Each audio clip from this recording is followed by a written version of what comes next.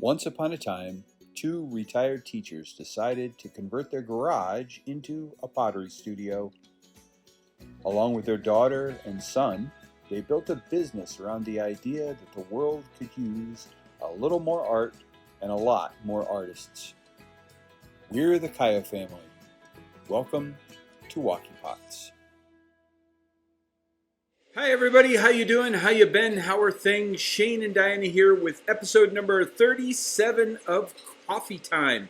You will notice that we are a week behind. Yes. We did not put an episode out last week, and Diana, should we talk about why that is? Yes, I'm sure we should, because we've also had several people contact us and asking why. Right, and I do want to say okay. thank you to the folks that reached out to us and asked us, what's going on? How come no weekly episode? And we'll talk about it just for a minute. We're not going to dwell on it too much, but basically, here's the gist of the things, right? If you have an HVAC system in your attic, make sure that it's draining correctly at all times. Yes. So what happened was our HVAC system drain got plugged up. I'm not going to go into the technical reasons that the guy who looked at it gave me. All we really need to know is that water was leaking into our ceiling for probably several weeks before we noticed. Yes, before it showed up. And when it showed up, the whole ceiling was saturated and it just rained water all over the ceiling of our son's bedroom. Now, fortunately, it looks like that's where most of the damage is contained. But the whole ceiling's got to go, the carpet's got to go. And we spent last week moving Christopher into Carolyn's old bedroom so that he has a dry place to sleep. Right. That's why we weren't here last week. Yes, and that's also why there's very little sitting on the table that's been made last week. We didn't make a whole lot, guys. Many empty shelves. So it's certainly showing up in our pottery that we've had this happen. But it's okay. But it's okay. We're perfectly fine. Yes. And nobody was hurt or anything. Nothing fell or anything. No. There doesn't appear to be any structural damage. But wallboard will have to be replaced, the ceiling will have to be replaced, the carpet will have to be replaced, and maybe the subfloor, but we're not sure about that until they do the inspection. Yeah, so, however, we were able to get a raku load done last week, and we did finish getting in a glaze load, even though we didn't get to do a kiln unload video. Right, so we'll show some pictures of some of the things that did come out of the kiln last week. Anything that has not yet been sold is packed away in crates all ready for us to take back to the market with us. But we had the raku load and then the glaze load, and they turned out really, really good. Really good. Yeah, so it was not a big pottery week last week. So it was a big life week. It was. And while we were at the market this week, and also we've had some people send us some messages about this is our question for the week, guys. When will our classes begin again here in the studio? Right, our regular scheduled classes will be beginning very soon. The end of September will be when our scheduled homeschool art classes will start up. And then we will do a one class session, one topic in our clay studio. But that won't start until October. Right, and those will be things like we've done in the past, like come make a mug with us. Right. Or and I will say there's about a 90% chance our first class is going to be another mug class, probably. More than likely. And I will also say that I'm going to make sure everybody understands that we'll be doing a lot of what we're calling a la carte classes. That's where all we need is two participants. And they contact us with a time when they want to come into the studio, and if we're free, if we're available, we'll do a class for them at that time. It's all about flexibility and trying to meet everybody else's needs. And if we can get a group of people in, like 2 or 3 people in, we might be able to pull in a couple more people for the same topic, and maybe everybody make a bowl or something like that. Yes. So now we're going to go ahead and talk about this week. And before we talk about this week, I really, really hope that they're not hearing the roar of the kiln. But you guys might be hearing the roar of the kiln. We won't know until we try to edit the video. But we got a load in the kiln this morning, and our schedule is so crunched that we really have to have it going while we're filming our coffee time, and that's not something normally happens. So No. I do apologize if you can hear that sound, or if it sounds like we're yelling, trying to be louder than the kiln. Yes. So anyway, we did get a kiln load in just this morning. In fact, a little while ago, and we have about a 95% certainty that this will be ready for our market appearance on Wednesday. We should be fine to take the new pieces. And we have to take the new pieces because we brought home 3 crates of pottery yesterday from the market. And the reason that's important, 3 crates, you should know that we normally take 7 or 8 crates filled with pottery. So our tables are looking extremely bare, and we have to run the kiln as often as we can to catch up with our production. And I will say it's been really nice because Christopher has been pitching in, and he came out and was glazing things yesterday. He came out again this morning and glazed more things. Carolyn has helped. She glazed some things as well as actually making a lot of the pieces that are going in the raku kiln. I'm not sure if you can see them. I can't remember how I set up the camera. But the horses over here on the other side of Diana were all made by Carolyn, and they'll go in the horsehair raku firing that we're going to do either today or tomorrow. I forgot. The stuff is sitting here on the table, guys, but I guess I was so intent on trying to be heard over the kiln. We forgot to talk about the things that are on the table that we made. And we'll talk about that very, very quickly. So Diana and I have a very similar project, but different specific takes on them. So we were talking about these individual like syrup or honey servers, and somebody came to our booth and asked specifically for something a little bit larger than a shot glass that would be an individual serving container for maple syrup. That's what they said. So we came up with these. I made a couple of these on the wheel by throwing them on the wheel. This is one of the smaller ones. I also made one that is similar in shape to what Diana hand built, but all of these little containers here are meant to be single serving pouring vessels. Right. And then these ones all have a maple leaf on them. Right, I really maple syrup. was going for the whole maple syrup vibe.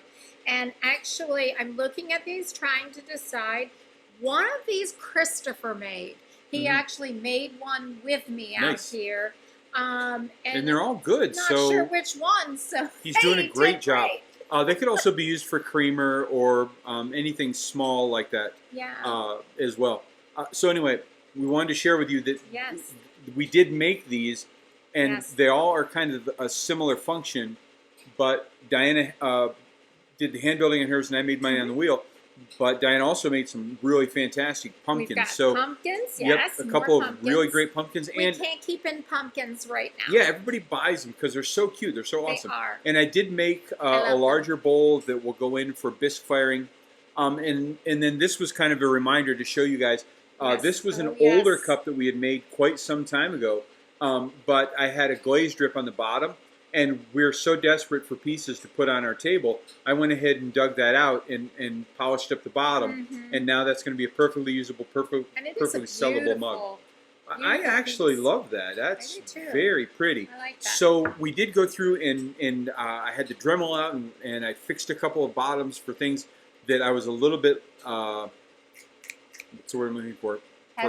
Hesitant to fix. I was procrastinating big time. Really just putting it off. Until I had time, and I never seemed to have time. I made time so that we have a few pieces. It's more fun to make the pieces than to fix pieces. And not only that, I will tell you, it takes less time to remake the piece than it does to fix it. In the time that it took me to grind this off, polish it, and get it nice and smooth, I could have thrown another mug. I know I could have. But the other mug wouldn't have been ready. Right, it wouldn't have been ready. And we're trying to get more pieces out on the table. because it has been a busy season for us, you guys. We have sold 504 pieces Yes. at the Chincoteague Island Farmers and Artisans Market. 504 pieces over 20 appearances means that we're selling slightly more than 20 pieces per setup. Now, we've talked about this before, and we make about 40 pieces, or we sell about 40 pieces per week, and we can make about Right. 40 pieces per week. So we've been working really hard, spinning our wheels just to keep our heads afloat. So this week we're going to try to make a few more pieces to get ahead of the game, and that's why the kiln is going right now, because we have got to make up for some of those pieces. We Now, sure do. what we found out was about 20% of our sales are those little tiny heart trinket dishes, and that's 20%. About 1 out of every 5 pieces we sell is one of those little heart trinket dishes. So we have to make sure we have more of those. People love those for a couple reasons. They're small. They're tourists flock to the island in season, and they're easy to pack and easy to take, and they make great gifts that are inexpensive for people. They're at a very low price point. They're strikingly beautiful and easy to pack up. So we need to make sure that we make and sell lots of those. Yes, and in addition to making more heart dishes this week, we have to make a lot of mugs this week because our table was almost empty of mugs. And that's one of the reasons why I was so anxious to get this little guy on the table. We literally are out of mugs. We only have a couple of handled vessels on our table. So that's what we're going to be doing this week. We're going to be making mugs, and we'll make them in a variety of sizes. I might sneak in a huge stein or two. You've been wanting because I've been wanting to.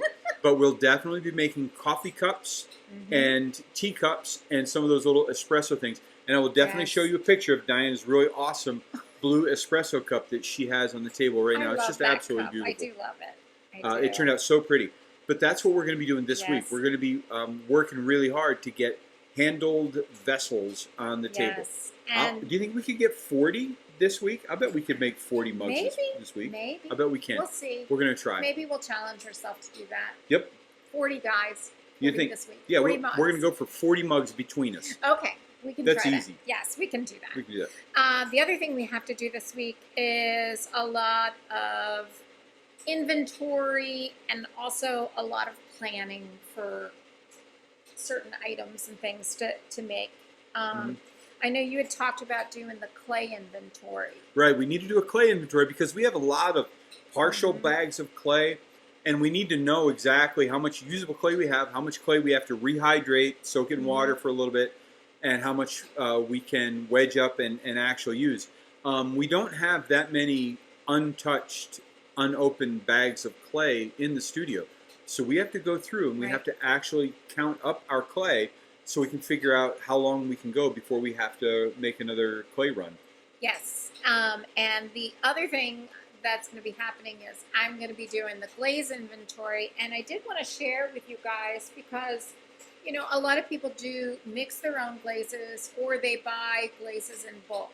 A lot of times what we do when we're just trying a glaze to begin with, we get a small container of it. I don't generally get the 4-ounce ones. I always get a pint because then you can actually get a good idea. You've used it enough. You can use it on a couple of different kinds of things.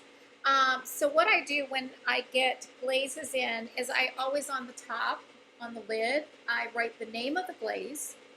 So this has the name and the number. Thank you. Honey Flux with the number 4. Eggplant with the number 2 on it. Now, the reason there's a 2 on this eggplant is this is the second jar of eggplant we've had. Okay, I always number the jars as they come in. So we've been through one whole container of eggplant, and this is our second one. Still pretty full. We don't use eggplant a tremendous amount, but quite we do. Pretty. It is. This one is Honey Flux, and as you can see, it has a number 4 on it. Once I reach number 4, the next time I go to get that glaze, I won't be buying a pint of it. I will be buying a gallon of it. I feel like once I have made it through 4 pints of glaze, it's a winner. It's one that we use a lot. We have lots of combinations with it, and it makes sense for us to get it. in a larger size because, number one, larger size, it's actually cheaper for the large, not cheaper at that time, but cheaper per ounce, per unit.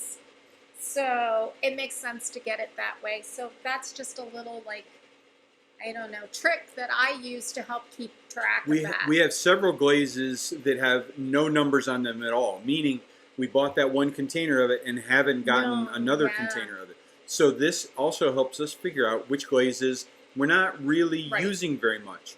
And maybe if we're looking for something different, we'll be looking for glazed jars in our collection that have no numbers on them because maybe we haven't used that very much. Right. So, but anyway, so that's kind of what I'm doing. And then we've got to start planning our Christmas items. And I know we need to do some more of the nativity scenes. They were so popular last year, and they were just so beautiful. Right. And I loved them. And we have to make a bunch of things relatively quickly so that the end of November, people are ready to buy these for gifts. Michelle at the market said to make sure we had Christmas items out by the middle of September. She said they will start buying Christmas things. Well, and some of our mugs that we're making, we're going to be making them with the idea that people will be gifting them as Christmas presents. But we talked about doing some hand-built Christmas trees, lots of Christmas ornaments, which Christopher's been doing lots of ornaments. We've been doing the seashore ornaments, but he did some candy cane ones yesterday. And we'll be doing snowflakes and things like that as well. Yes, so looking forward to that. That's one of the things that we want to stockpile and have lots of anyway. So, lots of gifts. So, and I know we do have to get that raku firing done. You wanted to try the raku glazing on some pieces. Right. We've been doing the horsehair raku, and it's been working fabulously. But I feel like our system is stable enough, our algorithm is dependable enough that we should be able to try firing our raku glazes. And I can't wait for that. We've got a nice crackle glaze and a couple of very colorful glazes. We've got a peacock glaze that will give us lots of different colors. So we're going to try that as well. And we might do this over the course of 2 different raku firings, or we might mix and match a little bit. Maybe we'll do a kiln load of all horsehair pieces except for 1 or 2 where we actually glaze. And we'll see. One of the things we really need to do, because we have not yet done it yet, is to actually film a raku firing. Because, you know, a lot of folks, you know, would love to see that done.